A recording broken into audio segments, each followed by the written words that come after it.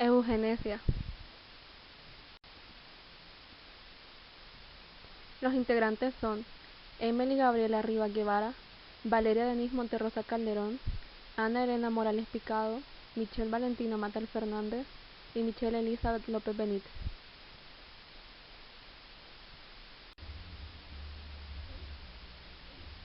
¿Qué es la eugenesia? La eugenesia se trata de la disciplina que busca aplicar las leyes biológicas de la herencia para perfeccionar la especie humana. La eugenesia supone una intervención en los rasgos hereditarios para ayudar al nacimiento de personas más sanas y con mayor inteligencia.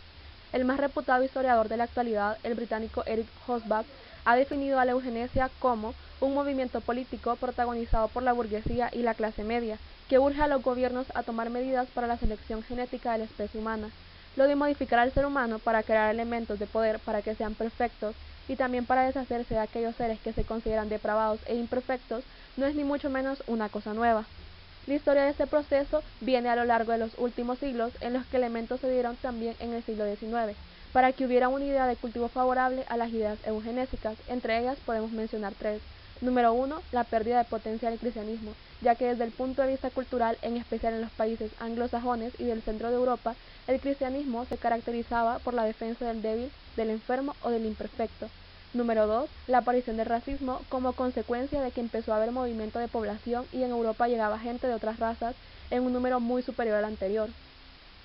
Incluso el hijo de Darwin, Leonard Darwin, fue presidente de una de las sociedades existentes en esa época para la eugenesia. Él apoyaba el punto de vista de su padre y le recomendaba a los individuos mejor dotados a tener una cantidad de hijos considerablemente grande, mientras que por otro lado intentaba convencer a los inferiores desde un punto de vista biológico que se abstuvieran de tener hijos, y en este sentido la esterilización forzosa se veía como una medida acertada y eficaz. Número 3. El darwinismo social, donde se expresaba que la sociedad está decayendo racialmente por culpa de todos estos movimientos de gente y había que actuar la selección natural en el hombre, ya que no funciona porque está alterada por la sociedad. Por lo tanto, él proponía que el propio Estado tenía que recuperar el vigor de la raza y hacer leyes que impidan que entren características no deseables en los seres humanos.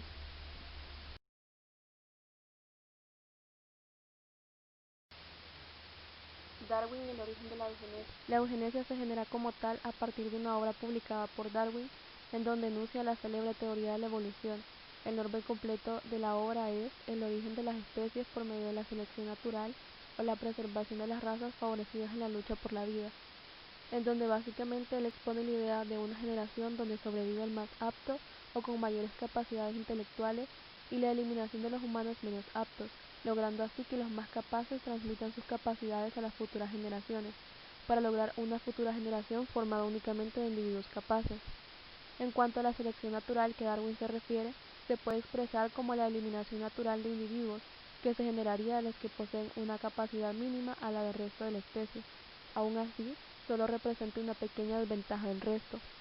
Este tipo de conceptos representa un grave peligro al adaptarlo a la especie humana, ya que estos argumentos fueron adoptados por los esclavistas del siglo XIX para justificar sus abusos sobre diversos pueblos como el africano. Los que son rápidamente eliminados representan un estado físico, emocional o psicológico débil. Es lo que Darwin propone evitar en las generaciones futuras, argumentando que los que resisten a la eliminación y sobreviven dejan ver su fortaleza, su vigorosidad, para poder procrear una generación más apta. Pero la eugenesia no se le puede atribuir a Darwin como tal. No obstante, resulta sorprendente la postura tan poco crítica que Charles Darwin mantiene hacia los trabajos de su primo Galton. Siempre se expresó en términos muy laudatorios hacia las teorías de este, incluso las que mantenían que facultades morales o intelectuales como el genio y la inteligencia se transmitían claramente mediante herencia biológica. Para Galton, la eugenesia es la ciencia que trata de todas las influencias que mejoran las cualidades innatas de una raza. También la trata de aquellas que la pueden desarrollar hasta alcanzar la máxima superioridad.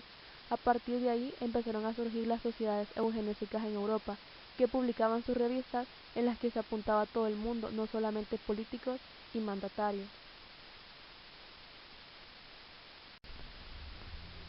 Galton y la religión de la eugenesia.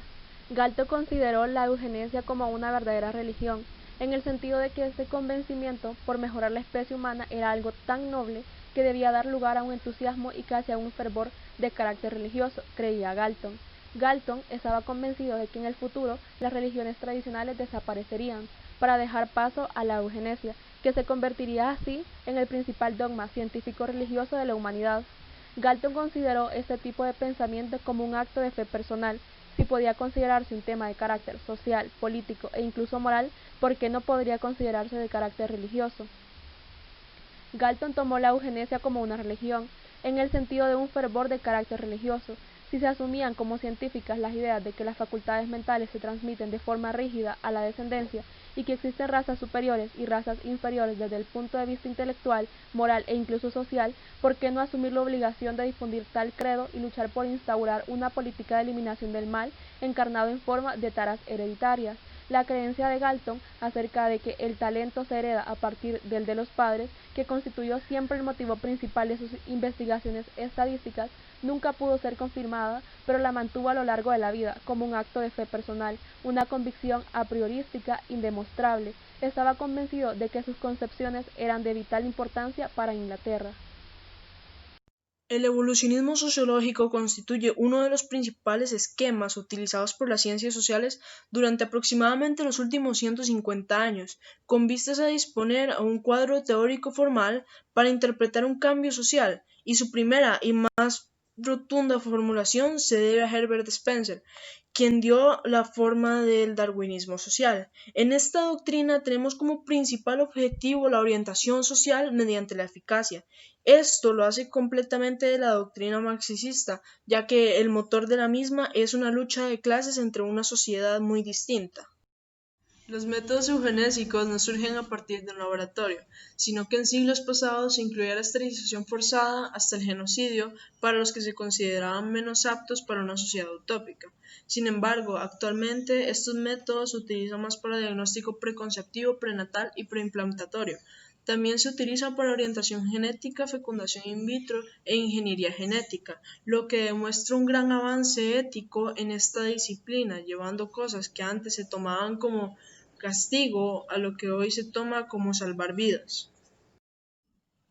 En biología, raza se refiere a los grupos en los que se subdivide alguna especie, sobre la base de rasgos fenotípicos a partir de una serie de características transmitidas por herencia genética. El término raza comenzó a usarse en el siglo XVI y tuvo su auge en el siglo XIX, adoptando incluso una categoría taxonómica equivalente a subespecie. En 1990, el Congreso Internacional de la Botánica eliminó el valor taxonómico de raza. A partir de ello, su uso se mantiene en la lengua común y es muy frecuente cuando se trata de animales domésticos. En el caso del ser humano, algunos especialistas afirman que es inadecuado el uso de este término para referirse a uno o diversos grupos de humanos, y se considera que es apropiado utilizar término etnia o población para definirlos. Más aún, los científicos consideran que para referirse a los seres humanos biogenéticamente, las razas no existen, tratándose solo de una interacción social. Ahora, las razas no están determinadas por el tipo de color de piel, sino que están determinadas por complejas adaptaciones biológicas y demográficas que el mismo ser humano tuvo que sobrellevar como parte de procesos evolutivos. Desde el comienzo del siglo se han desarrollado muchísimas pruebas que intentan medir la inteligencia del ser humano.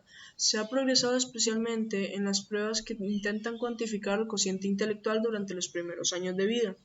Los psicólogos son los grandes partidarios de estas pruebas y lo han desarrollado para evaluar distintas áreas en las que podría medirse la inteligencia: lenguaje, personal social, adaptativa y motriz. A cada una de estas pruebas se le asigna cierto puntaje y así se obtiene un promedio. La prensa norteamericana ha provocado un gran revuelo en los últimos meses por la abierta diferencia que existe entre el cociente intelectual medido en los niños de este país y de Japón. Sin dudas es preocupante que el cociente intelectual de los menores asiáticos es significativamente superior al de los estadounidenses y europeos, todo lo cual provoca una serie de interrogantes para las cuales no hay una respuesta clara. ¿Son los niños japoneses más inteligentes? Y si lo fueran, ¿es que la inteligencia es hereditaria o es condicionada por un medio cultural, físico, social, histórico o por otro factor? Todo el nudo central de la discusión apareció publicado en Nature por el psicólogo inglés Richard Lynn. Recuerda que el autor que el promedio de cociente intelectual oscila entre 90 y 110, pero los promedios alcanzados por los niños japoneses son 10 puntos más altos que la media de los niños estadounidenses y europeos. Más aún, 10% de los chicos japoneses tienen índices sobre 130, situación no alcanzada más allá del 2% en los grupos comparados. Lin sostiene que un 77% de los menores japoneses tienen un índice superior al de los europeos y norteamericanos. El estudio fue realizado usando el test de Wechsler en 1.100 niños japoneses. El puntaje promedio de ellos fue 111, mientras que en los menores de los estadounidenses fue de 100. Lo curioso es que la diferencia se produce también en los adultos, entre 30 y 40 años de edad, pero no ocurre lo mismo en las personas de ambos países que nacieron antes de la Segunda Guerra Mundial y que actualmente tienen más de 45 años. Se sabe que la inteligencia es aproximadamente hereditaria entre un 40 y 60%. En investigaciones que se han realizado muestran que los niños tienen mayores posibilidades de heredar la inteligencia materna, ya que según investigaciones, esta se encuentra mayormente en el cromosoma X. Vamos a hablar de la eugenesia de hoy. Bueno, para comenzar, en la década de los 70 se introdujo a discusión la autonomía reproductiva y el control natal, por lo que en esta década ya se comenzó a hablar sobre el aborto, tanto como las posturas pro parto, las posturas de elección, y así es como la eugenesia se introducía poco a poco en la sociedad en temas de reproducción, como la fertilización in vitro, la amniocentesis, los bancos de semen, etc. En la actualidad va a ser difícil describir la eugenesia, ya que tiene la asociación al asesinato de miles de personas que no cumplen con un modelo normativo, como por ejemplo de raza superior. Entonces, aunque con otra postura, esto quiere decir intervención genética, perfeccionamiento genético o ingeniería genética. Entonces, la eugenesia consiste en una aplicación del conocimiento biológico molecular, el diagnóstico y una intervención de manera genética, en busca de una mejora en el genotipo para modificar nuestro fenotipo. Esta eugenesia moderna va a tener como fin perfeccionar la especie humana siempre y cuando se maneje de manera individual, no coercitiva y libre del Estado, cuyo mecanismo de funcionamiento va a estar limitado por los intereses económicos del mercado. Bueno, y pasamos a la parte de la ética y la fe cristiana. Desde el inicio de cómo fue creada la eugenesia entran muchos puntos de vista que tenían diferentes científicos acerca de la persona. Muchos de ellos tenían el pensamiento de crear a personas sanas sin ningún problema genético. Este movimiento tenía el propósito de disminuir la cantidad de personas con problemas y evitar la reproducción de las mismas, que se consideraban inferiores. Para el momento de su creación, esto fue una idea revolucionaria en la ciencia y la genética, ya que se conservaba mucho la idea de tener personas sin problemas. Entonces, al irse expandiendo este movimiento, existieron varios actos de crueldad que iban en contra de la dignidad humana. Entonces es muy probable que la clonación humana sea una realidad en un futuro cercano, ya que hay muchos debates sobre la moralidad de la clonación en la investigación de las células madre. Entonces la eugenesia es como un foco rojo. Y ya hablamos de dignidad humana, ¿verdad? Que esto implica que la persona debe ser respetada siempre y en todo lugar, tanto en su esfera corporal como en su esfera mental. Bueno, entonces vamos a la pregunta, ¿verdad? ¿Qué opina la religión acerca de la eugenesia? La respuesta de las iglesias al surgimiento de la eugenesia varió considerablemente porque hubieron protestantes de las principales líneas, especialmente los de la teología más liberal. Ellos se enorgullecieron de adaptarse a esta tendencia y adoptaron con entusiasmo la ideología eugenésica. Pero la Iglesia Católica está de acuerdo con la genética en general siempre y cuando sea para un bien acerca de la salud de la persona. Pero ya cuando hay una manipulación, esto se opone rotundamente. Un ejemplo de eso es dentro del periodo prenatal, entra en debate debido a que ataca contra la moral cristiana y los derechos de los humanos, ya que desde el momento en el cual es concebido y fecundado, forma parte del mundo y es una persona con derecho a la vida. Entonces, los seres humanos no pueden ser seleccionados por ningún objetivo, causa, afección hereditaria o un defecto genético. Dios siempre nos dice a través de su palabra que ante sus ojos somos perfectos y como sabemos muy bien, solo Él es perfecto y su perfección se manifiesta en Jesucristo. Entonces, al recibir a Cristo en nuestra vida es recibir su perfección y al querer cambiar a las personas, estamos cambiando los planes del Señor porque cada uno hemos venido a este mundo con un propósito. Y tenemos una cita bíblica que dice, entonces Pedro, abriendo la boca, dijo, en verdad comprendo que Dios no hace acepción de personas, sino que en toda nación se agrada del que le teme y le hace justicia. Esto está en Hechos 10:34. ¿Qué quiere decir esto? Que para Dios no existen diferencias en cuanto a nivel académico, experiencia, a nivel económico, posición social, el país. O sea, para Dios todas las personas son iguales y solo hay dos factores que influyen en el nivel de aceptación que Dios tiene de cada uno de nosotros. También está otra cita que dice, y dijo Dios, hagamos al hombre a nuestra imagen conforme a nuestra semejanza y ejerza dominio sobre los peces del mar, sobre las aves del cielo, sobre los ganados, sobre toda la tierra y sobre todo reptil que se arrastra sobre la tierra. Eso está en Génesis 1:26 y 27. ¿Esto qué quiere decir? Que cada uno de nosotros somos la viva imagen de Dios en la tierra, por lo que tenemos que respetar nuestro cuerpo por ser el templo del Espíritu Santo. Cada uno es diferente a los demás y esto es lo que nos hace únicos. Bueno, y para finalizar, tenemos una reflexión acerca de este tema y es que el concepto de la eugenesia fue creado con el fin de poder intervenir en rasgos hereditarios para poder perfeccionar a la persona, a lo cual este tema abrió paso al racismo que hoy en día vemos a menudo, ¿verdad? En cualquier ámbito. La respuesta de la iglesia ante esta situación que se vivió, bueno, que se vive, fue que nosotros como seres humanos no podemos ser perfectos ni mucho menos crear personas perfectas, porque entre todo el mundo el único perfecto es Dios, ¿verdad? Entonces, los seres humanos se han encargado de clasificar a las personas por el color de piel, en razas y según el tipo de piel y obtener diferentes beneficios. No obstante, no hay ninguna valoración biológica o genética que indique que existan razas por el tono de piel. Entonces, se puede considerar lo antiguo y lo arraigado de esta práctica, aun cuando solo sus formas más tecnológicas sean tan mal vistas. Entonces, a la hora de investigar la legitimidad de todas estas actividades, debe tener muy presente cuán inocuas nos parecen muchas de sus manifestaciones. Esto es que si nos parecería aceptable que una pareja siguiera las extrañas recomendaciones de Aristóteles, ¿verdad? Que una mujer embarazada acercara su vientre a un altavoz o que Einstein rechazara a Marilyn por miedo a engendrar hijos muy feos. Entonces deberíamos de aceptar tantas otras prácticas análogas. Entonces, pese a que la eugenesia da paso a distintos problemas sociales, es una manera válida de llevar la evolución a un nivel más benéfico por una especie, ya que la misma no solo se lleva a cabo en un laboratorio, sino que tanto en elección de pareja como en la decisión de llevar a cabo un embarazo con cierta persona. Entonces, cabe mencionar que la eugenesia ha servido para solución de algunas enfermedades en el ser humano, lo que es bueno, pero muchas veces la ciencia ha usado al hombre como objeto.